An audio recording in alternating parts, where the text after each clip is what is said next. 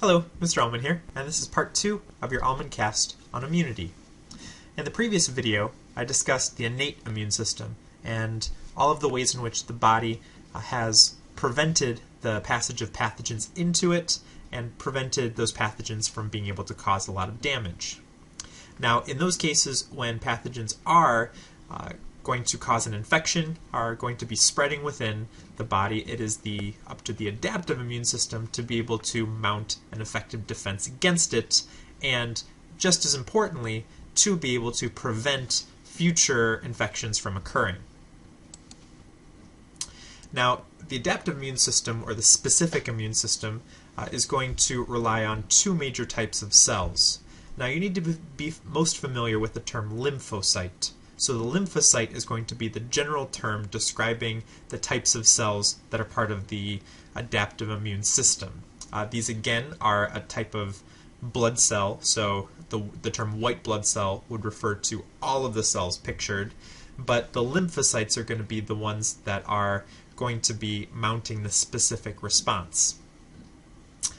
Those are further broken up into the B cells and the T cells.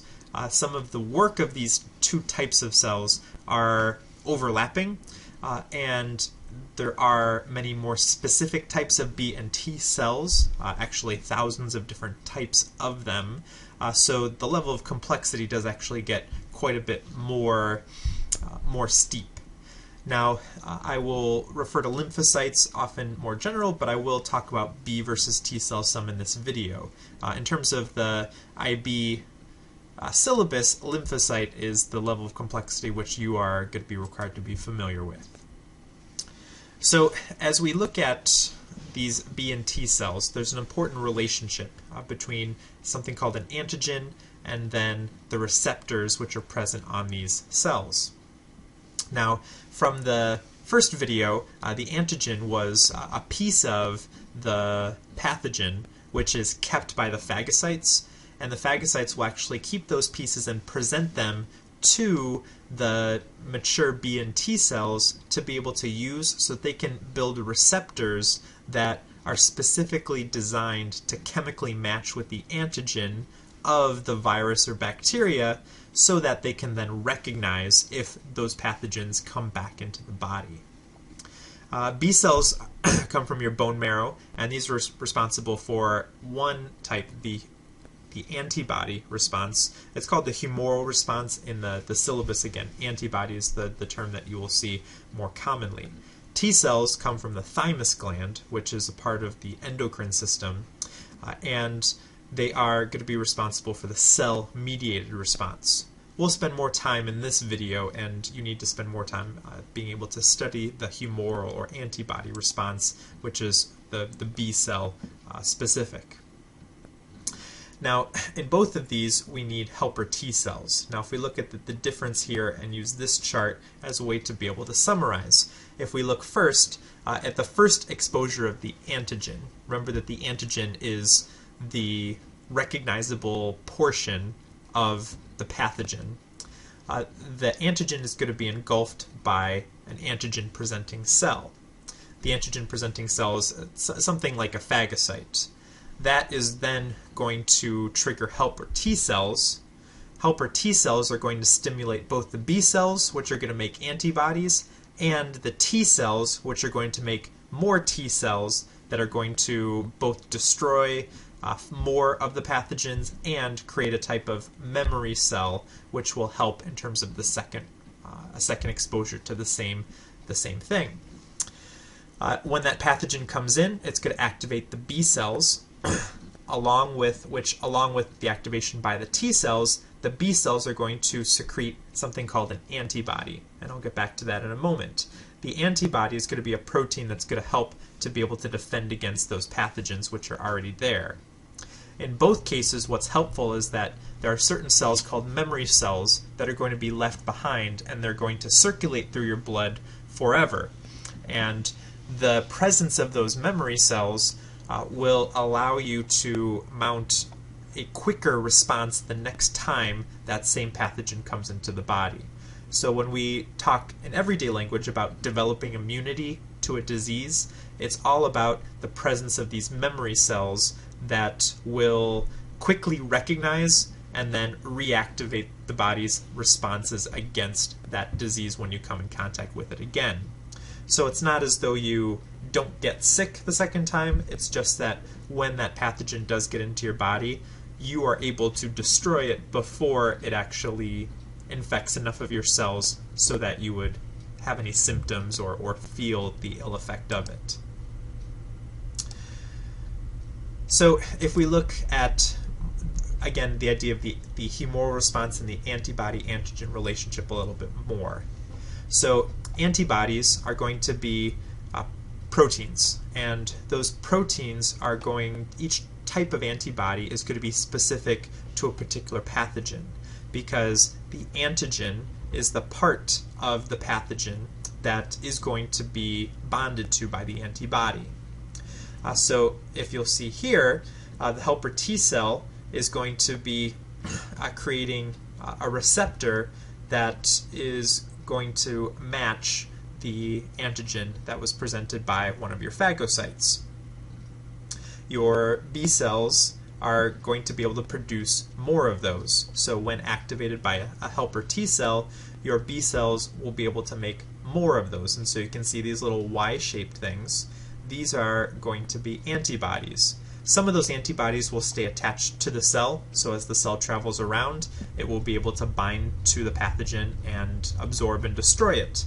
But some of those are actually going to be secreted, so they're going to be released and travel freely through the blood, and then they're going to attach to the antibodies whenever they come in contact with them. So the phagocytes present antigens to the helper T cells. So the phagocytes was a part of the innate immune system. Antigen is part of the dead or deactivated pathogen. Helper T cells will activate the B cells. B cells are going to secrete antibodies, and some of the B cells are going to remain in circulation so that they will be able to recognize, because they still have the antibodies attached to them on the surface of the cell, they'll recognize if that infection, that same pathogen, comes back. Now, if you look here, we have a B cell that has an antigen receptor specific for the antigen is produced. It founds a population of plasma cells which secrete the antibodies. So because of the kind of malleable nature of these types of cells, you have some of these stem cells that can quickly be divided and create more of themselves at the appropriate time.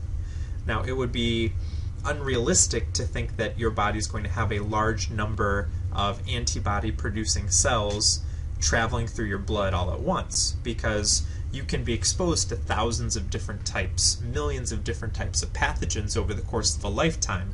And if you had lots of cells producing antibodies for all of those things all of the time, it would be inefficient, and there just wouldn't be room within your blood to hold all of those cells and all those antibodies. So instead you keep a small number of B cells available to trigger a response from your other stem cells to make more of just the one type of cell that's needed based on whatever sickness, whatever pathogen you're being exposed to. Now, an antibody, which again is this protein that attaches, that will physically attach because of a chemical attraction to the antigen of the bacteria or the virus. Now, there's three things that can happen here in terms of why the antibodies are helpful in being able to actually prevent the pathogen and the infection from spreading. So first, the pathogen can be tagged by the antibody, and when it's tagged by the antibody, that's going to be a signal to your phagocyte that you can see in the corner here it's going to more quickly recognize and be able to engulf and destroy the pathogen. The second way is going to be because the antibody will attach to the antigen, and the attachment of those antibodies to the antigen is going to prevent the pathogen from getting to where it needs to go. Because in most cases, the pathogen is going to want to attach to the cell membrane somewhere in the body and get into a cell. but because it's covered with these antibodies, now it no longer has the ability to bind to one of your cells, get into it, and cause damage. The final way is that because the antibody attaches to specific as it attaches to specific parts of the membrane of the pathogen, it's going to form pores, and those pores will trigger lysis. It's going to cause the cells to burst. So the antibody itself is going to destroy the pathogen. Now, just to be able to chart what I described previously about the first versus the second response of the immune system, so again, there's a little bit of a delay. The first time a particular type of pathogen comes in, it's going to take several days for your body to then be able to produce, to first create the antigen, to pass that antigen off to the B cell, to have the B cell make antibodies, and then to synthesize the plasma cells that will make and release the antibodies. All of those steps are something that takes a matter of days, and so you can see after the initial exposure, we're looking at the initial response happening a week and the full response in the second to third week after you are exposed to that original pathogen. Now, the benefit is that once that initial exposure is over, the pathogen is destroyed. If we have at day 28, if we have a second exposure, in this case, we're seeing that within a couple of days, but certainly less than a week, we're seeing not only a full response, but a much stronger response.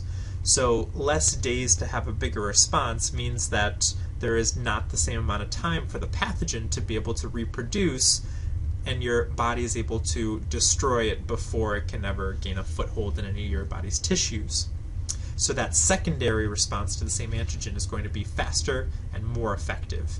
And so this is where that idea of immunity and developing immunity to diseases, this is where it's really coming from. On the T cell side, I will spend less time on this, but just to be able to look at the basics here in this first part of the slide, and you can go back at the Prezi if you want to see more on it. Here, again, we're starting with the phagocytes. The phagocytes give the antigen to the helper T cell. Now, the helper T cells, some of those are going to activate B cells, but here they're also activating specific types of T cells. And those T cells are going to create specific phagocytes. You could think of them that way. These cytotoxic T cells are going to seek out and destroy the pathogen that's causing the illness, but they're going to be specific to that one type. The memory cells are also going to stay there, and those memory cells are going to be important in terms of triggering the T cells to again create more T cells that will fight off that infection if that same pathogen comes back. The system that they're using is pretty similar to what the B cell is using, but again, it's just a different class of cells, and it's not the release of antibodies here, but it's the creation of new cells that are going to help to destroy the pathogen when they're in your body. So if we move on then to the immune disorders, so covered allergies already, but now if we look at the autoimmune diseases. The autoimmune diseases are those that are cases where your body is going to attack itself. So an abnormal immune response to your body's own cells. In this case, a great example here could be something like rheumatoid arthritis. In rheumatoid arthritis, your immune system is going to be destroying and breaking down the cartilage that is going to protect and lubricate your joints, and so it creates a lot of severe joint pain. It restricts movement and causes a lot of pain as that cartilage breaks down. Another example would be MS, and in multiple sclerosis, there's an issue of your immune system attacking the nerve cells, and the nerve cells particularly that are transmitting signals to your muscles. And so you see that in a patient with MS, as it develops, they're losing muscle control because the nerves that are supposed to send those signals are actually being destroyed. In some cases, but not all, immunosuppressants can be used, because if you suppress the immune system, then you will slow the progression of the disease. However, in many cases, these are not things that are easily treatable and oftentimes not reversible. So if damage has been caused, that damage may be permanent. This is a very large class of diseases. Somewhere between many dozens to even hundreds of different types of diseases have an autoimmune methodology to them. Now, HIV is going to be a virus that is going to impact particularly the helper T cells. Now, the fact that the helper T cells are being attacked is very significant, because as the HIV virus, which has, again, the way that the only type of cell that it will infect, because of the only type of cell that it can attach to and enter into, is this type of white blood cell. But this white blood cell is very important in terms of immune system function, because both of those specific immune responses, both the humoral response and the cell-mediated response, both rely upon helper T cells to be able to activate them. With the helper T cells gone, that means that the body can no longer mount those defenses to specific diseases as you come in contact with them. So a symptom is going to be decrease in helper T cell population. So the T cell count is something that an HIV infected person will undergo blood tests to determine on a regular basis, because the decrease in helper T cells is what is going to lead to AIDS, because the autoimmune deficiency syndrome, AIDS, is going to be the end result of the HIV virus destroying a significant number of those helper T cells. So it's not actually the HIV virus that leads to death, it is the fact that the immune system is suppressed, means that other opportunistic infections, commonly things like pneumonia, are going to now end up being much more damaging and eventually fatal, because the body isn't able to fight off those other types of pathogens that normally it would be able to easily overcome. The antiviral drug therapies have become not only common but very effective and more cost-effective as well for patients with HIV, so that someone who is HIV infected, the disease can be managed so that it does not progress into AIDS. So as long as there is effective treatment, as long as there are doctors and the correct combination of drugs available to patients, it is no longer something that it should be debilitating or lead to death, certainly not in the short term. As we look here at this graph, you can see here we have the helper T cell counts. We have here from 0 to 800. We have this period of latency. The latency is the time at which someone who is infected with HIV doesn't have necessarily, is not symptomatic, but the progression of the disease is increasing. Helper T cell concentration in black, you can see that after infection, this line is gradually going down and down and down. HIV concentration is then increasing, because as HIV gets into a T cell, each T cell that it infects, it's going to create more copies of the HIV virus. Those copies of the HIV virus are then going to, when the cell dies, be released into the blood to go out and infect other cells. So as more T cells are destroyed, that's increasing the concentration of HIV progressively, which then more HIV will be able to infect more of the T cells. Anti-HIV antibody concentration, this is going to remain fairly high as the disease is in its early stages, but once the immune system is suppressed, as the T cell concentration has gotten very low, now the number of those antibodies drops down, meaning that there is going to be less and less response to the HIV virus, and so the immune system suppression will continue and get worse as AIDS manifests itself. In terms of years here, so years after untreated infection, this is also significant because for a large number of years, even for someone who is not taking any type of antiretroviral drugs, they are going to feel okay, but they're going to then be potentially transmitting that virus onto other people.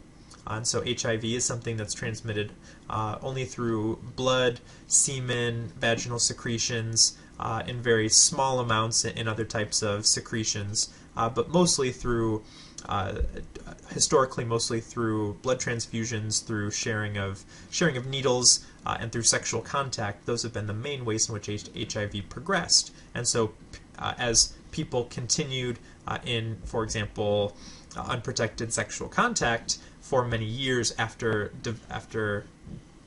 contracting HIV, there's obviously the ability to spread that to a large number of other people, and that's why we saw epidemics in HIV in its early stages in the 80s and 90s, because it was spread to so many people who didn't have any ill effects for many years after contracting the virus. Now, finally, to conclude the video, I want to spend just a moment on vaccination. And vaccines are a way to, now that we understand a little bit about the specific way in which our body responds to certain diseases, we can understand now how a vaccine works. So Edward Jenner, who's pictured here, was the one who first developed the vaccine for smallpox. And this was, smallpox was one of the humanity's certainly worst diseases in having a combination of being lethal and being fairly easy to spread.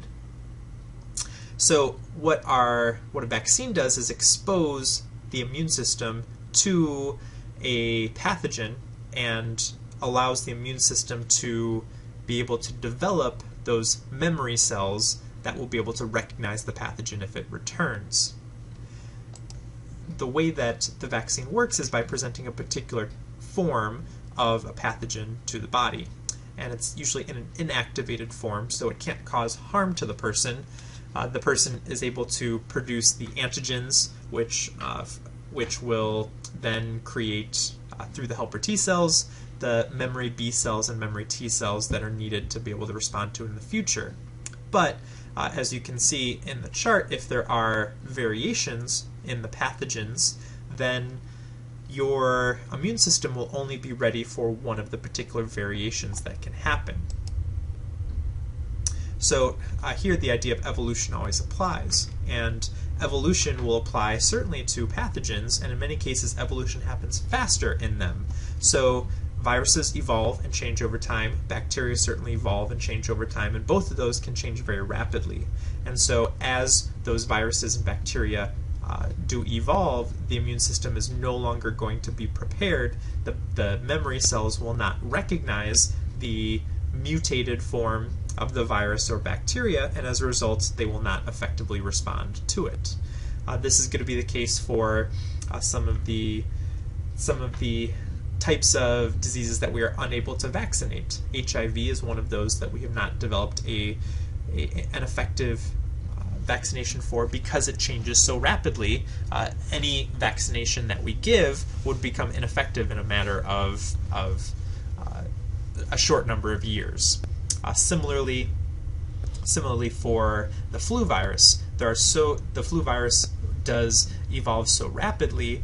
There are so many forms of the flu virus that it is impossible to be able to vaccinate ourselves against all of the current variations that we know, and any vaccination that we have will not protect someone from a future flu virus that we have yet to have been exposed to.